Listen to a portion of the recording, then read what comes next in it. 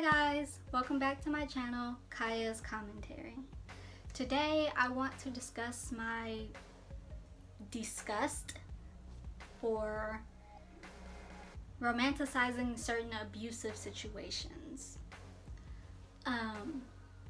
So before we get down to that, you can follow me on Instagram at kaya.r.pennington and on Snapchat at queenathena44. Also, please don't forget to like and subscribe. Now to my topic. So I have seen a lot of romance movies that are kind of thrown at the younger generation, like the After series and the Twilight series and the Vampire Diaries series, and even older films like 50 Shades of Grey and 365 Days. So I'm going to talk about why these certain relationships aren't cute. I do want to address 365 Days and 50 Shades of Grey. Even though these are garnered towards a older generation, and you're supposed to know as an older generation that, or older audience, that it's fantasy, that kind of fantasy can be dangerous. Like in 365 Days, the main male character, Massimo, is very abusive to the main female character. The main female lead, Laura.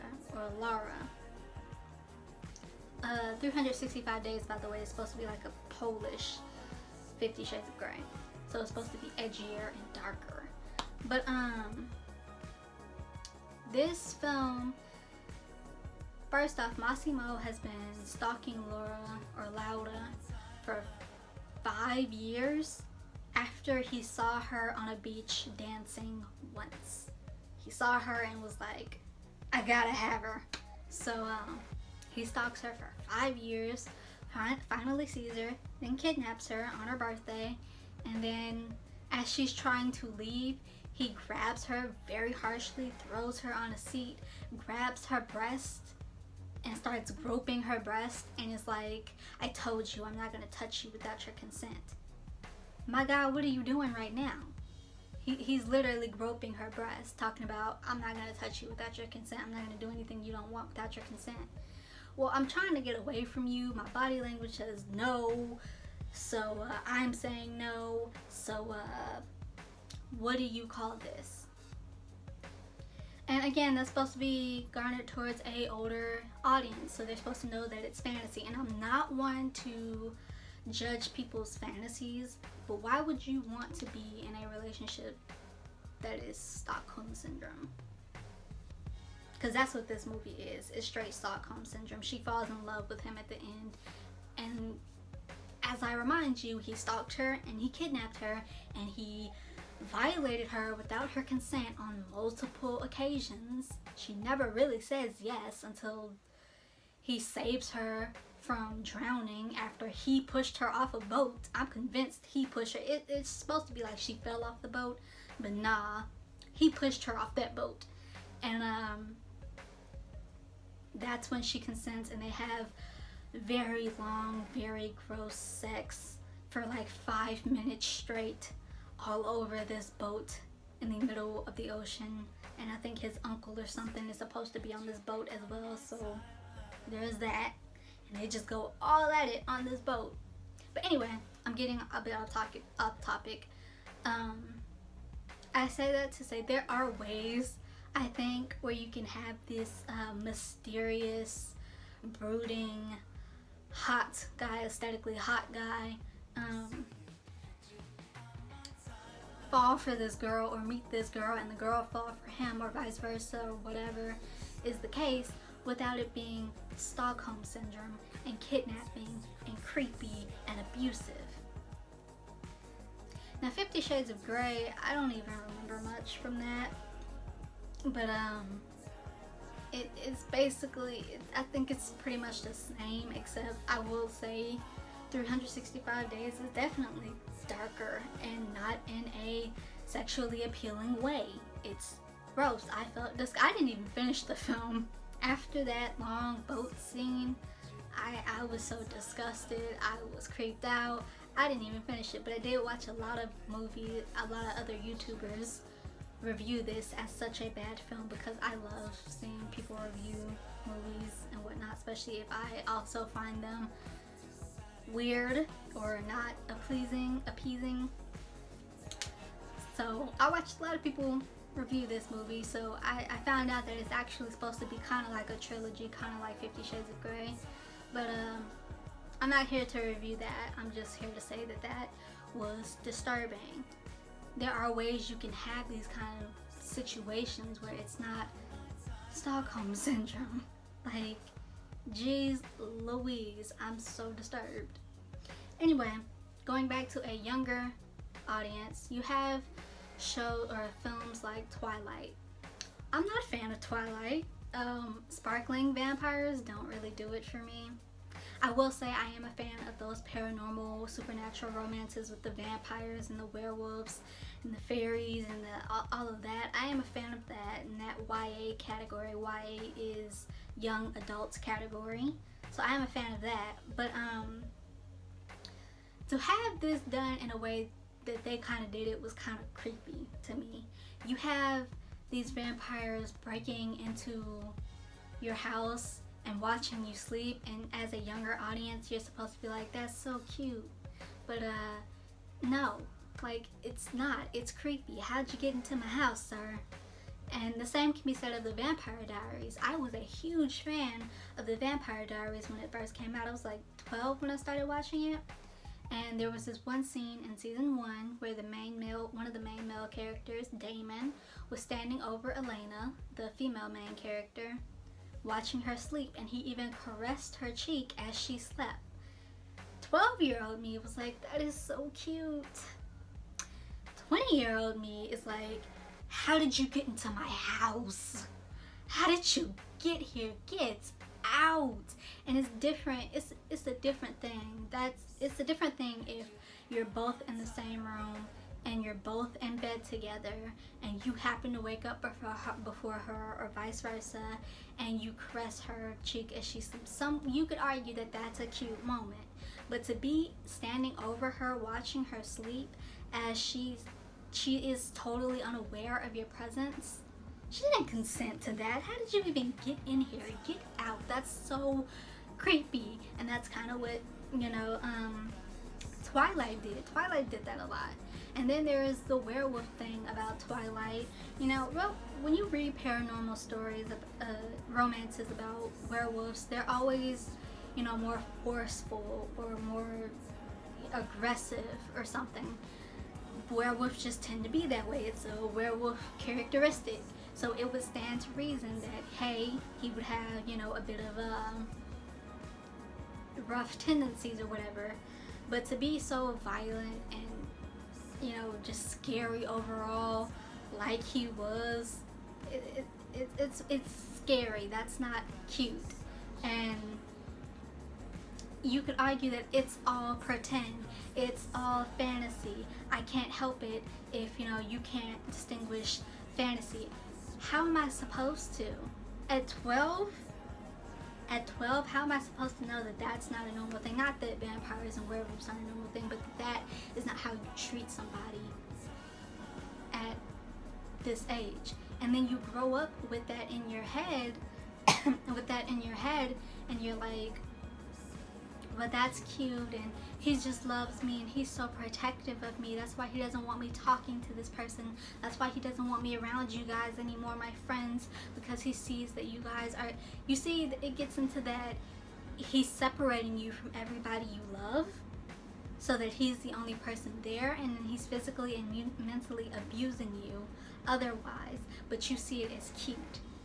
He punched a wall 2 inches from your face, and that's that. I'm not saying that happened in Twilight or the Vampire Diaries. This is just an example now. Or the separation thing. I'm not saying that was in Twilight or the Vampire Diaries. This is all just my thoughts as to why this leads to unhealthy relationships. So he punched a wall 2 inches from your face, and he's just so passionate. Or he lashes out and throws a lamp because he doesn't want to communicate, and that happened in the after movie. He's just so passionate. I have to save him. I'm the only one that can get to him to calm him down. And that's another thing. For one, sis, he punched the wall 2 inches from your face. That's not cute. Your life's in danger right here. You should go. 2, and this is a trope that I hate that they just constantly put in these young adult romances, is that the female protagonist is there to save the male protagonist, the brooding, misunderstood male protagonist. Nobody understands him like I do. Nobody is there for him like I am. I'm the one that's there. I'm the one that has to cure all of this. Sis, you can't cure mental illness. And I'm not saying he has a mental illness or any of the following that I'm about to say are mental illnesses, but they are serious issues. You can't cure PTSD. You can't cure temper tantrums. You can't cure violent tendencies. You can't cure mentally and physically abusive tendencies. Like, you can always be there, especially if it's PTSD for something that happened to them or something that they saw happen to somebody else and it triggers them. You can be there for them to try to get them the help that they need. But at the end of the day, you can't cure that. Your vagina can't cure it. You being there can't cure it. Your personality can't cure it. Your love for them can't cure it. You can be there as a friend and even a lover to help them get the help that they need, but at the end of the day, you yourself alone cannot cure that. And there's a scene in the second after movie, is just like Tessa is talking to Hardin's mom, and she's like, Hardin's mom is like, oh yeah, before he met you, it's just that he was so this and he was so that and it was so bad, but since he's met you, it's all gotten better. And she was supposed to mean that as a compliment, but that is never a compliment. That is something used to keep people in toxic relationships. And sis, don't ever let somebody tell you, or vice versa, dude, don't ever let somebody tell you that to try to trap you in that relationship.